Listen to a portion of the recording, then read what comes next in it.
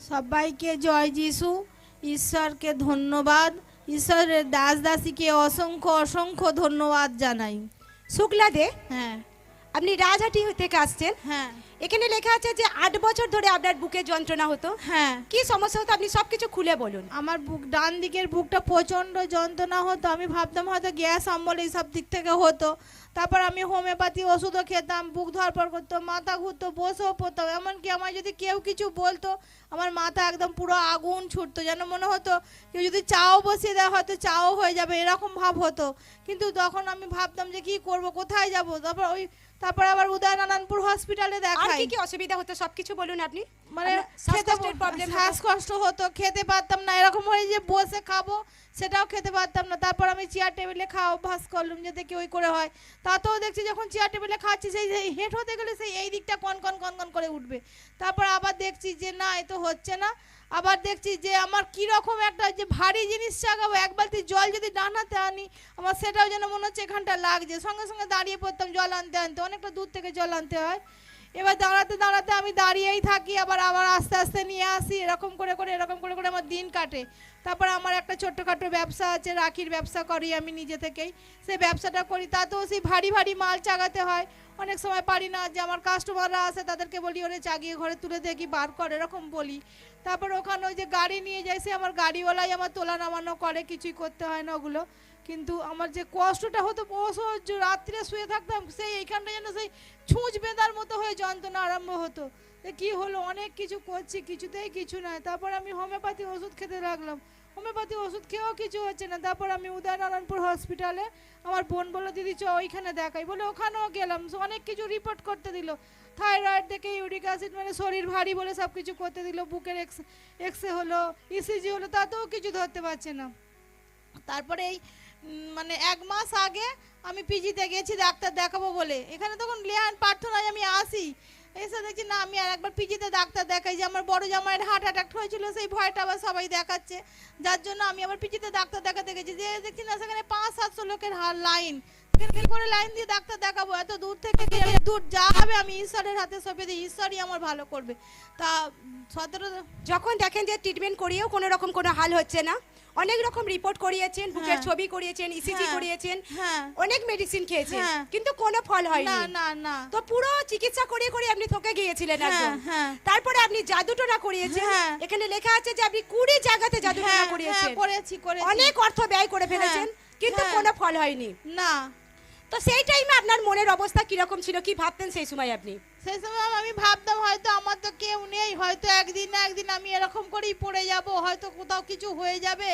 আবার আমার এক পাশের বাড়ির কাকা ওরকম করে আমাকে বলছে তুই কোন দিন শুনবো রাস্তায় পড়ে হয়তো মরেই গেছিস, এরকম ভাবছি। যে আমি বলছি ঈশ্বর, যখন আমি হাত ধরেছি অনেক, ওটা প্রভুকে আগে জানার আগে আপনার প্রবলেমগুলো হচ্ছিল। তারপর আপনি প্রার্থনার কথা জানতে পারেন, প্রার্থনায় আসতে থাকেন, ঈশ্বরের বাক্যকে শুনতে থাকেন, সাক্ষ্যকে দেখতে থাকেন, আর জীবিত ঈশ্বরের প্রতি বিশ্বাসে ভরসায় বাড়তে থাকেন। লাগাতার যখন আপনি বিশ্বাসের সহিত প্রার্থনায় আসতে থাকেন, গত 10/11/2024 তারিখে যখন আপনি প্রার্থনা আসেন, ঈশ্বরের দাস দ্বারা আপনার উপরে লেহেন্ড হয়। আসুন আমরা সেই লেহেন্ড প্রার্থনার ভিডিওকে দেখি।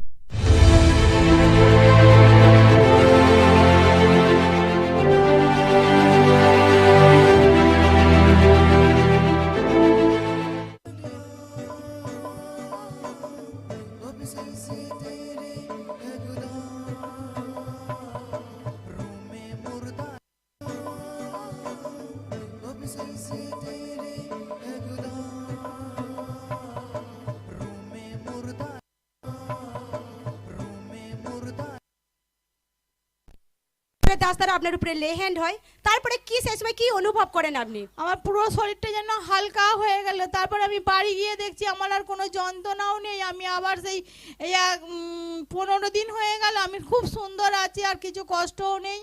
তার মধ্যে আমার বাপির একটু স্ট্রোক হয়েছিল, সম্পূর্ণ তারপর থেকে ফ্রি হয়ে গেছেন একদম।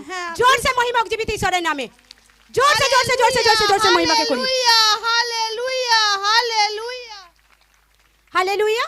জয় যিশু, সকলে ধ্যান সহকারে শুনবো। ইনি বলছেন 8 বছর ধরে ইনার বুকের যন্ত্রণা হতো, আর এই যন্ত্রণার কারণে ইনার শ্বাসকষ্টেরও প্রবলেম হতো, ইনার চলতে ফিরতে ইনার কষ্ট হতো। ইনি ভারী কোনো জিনিস উনি তুলতে পারতেন না, ভারী কাজ ইনি করতে পারতেন না, তো প্রচণ্ড পরিমাণে ইনার যন্ত্রণা বেড়ে যেত। ইনি বলছেন সব সময় ইনার যন্ত্রণা হয়ে যেত, এর কারণে ইনার রাতে ঠিকঠাক ইনার ঘুমও হতো না, কাজও উনি ঠিকঠাকভাবে করতে পারতেন না। আর এর সাথে সাথে ইনি প্রচণ্ড ইনার মাথা গরম হয়ে যেত, উনি প্রচণ্ড পরিমাণে রেগে যেতেন, যদি পরিবারের কেউ কিছু বলতেন তো তাতেও উনি সামান্য বিষয়ে উনি রেগে যেতেন। তো এর কারণে উনি প্রথমে হোমিওপ্যাথি চিকিৎসা করেন, কিন্তু তো কোনো ফল হয় না। তারপরে উনি উদয়নারায়ণপুর হাসপাতালেতে উনি চিকিৎসা করেন, সেখানে ইসিজি করান, বুকের ছবি করান, যা কিছু ট্রিটমেন্ট করানোর সমস্ত কিছু করেন, কিন্তু তারপরেও কিন্তু উনি কোনো রকম সুস্থতা উনার লাইফে উনি দেখতে পাচ্ছিলেন না। উনার যন্ত্রণা দিন প্রতিদিন বাড়তেই থাকে। যখন দেখেন যে ট্রিটমেন্ট করিয়ে করে পুরো উনি নিরাশ হয়ে যান, পুরো থকে যান, তখন উনি 20 জায়গাতে উনি জাদুটোনা করেন, জাদুটোনা করিয়ে অনেক অর্থ ব্যয় করে ফেলেন, কিন্তু কোনো রকম তাতেও ফল হয় না। তো পুরো নিরাশার মধ্যে, চিন্তার মধ্যে উনি লাইফকে কাটাচ্ছিলেন, যে হয়তো এইভাবেই আমার লাইফ শেষ হয়ে যাবে, এইভাবেই হয়তো আমি কোনদিন মারা পড়ে যাব। তো এইভাবে যখন ওনার লাইফ চলতে থাকে, একটা টাইমে উনি প্রার্থনার কথা জানতে পারেন, উনি প্রার্থনায় আসতে থাকেন, ঈশ্বরের বাক্যকে শুনতে থাকেন, সাক্ষ্যকে দেখতে থাকেন, আর জীবিত ঈশ্বরের প্রতি বিশ্বাসে ভরসায় বাড়তে থাকেন। লাগাতার যখন উনি বিশ্বাসের সহিত প্রার্থনাতে আসতে থাকেন, 10/11/2024 যখন উনি প্রার্থনাতে আসেন, আর সেই দিন ঈশ্বরের দাস দ্বারা ওনার উপরে লেহেন হয়, যে মুহূর্তে ঈশ্বরের দাস ওনার মাথায় হাত রেখে প্রার্থনা কি করেন, জীবিত ঈশ্বরের সামর্থ্য ওনার বডিকে টাচ করে, ওনার বুককে টাচ করে, আর উনি তারপরে যখন বাড়ি যান ওনার পুরো হালকা ফিল হয়। যখন বাড়ি যান, 8 বছর থেকে যে বুকের যন্ত্রণা, সম্পূর্ণ সুস্থ, সম্পূর্ণ ফ্রি হয়ে গেছেন। জোরসে মহিমা হোক জীবিত ঈশ্বরের নামে। Hallelujah, hallelujah, hallelujah, hallelujah.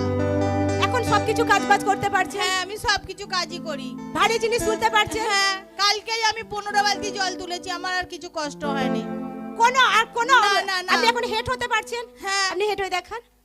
জোরসে মহিমাকে করে জীবিত ঈশ্বরের বড় আশীর্বাদের জন্য, জীবিত ঈশ্বরের বড় ছোঁয়ার জন্য জোরসে জোরসে জোরসে মহিমাকে করি।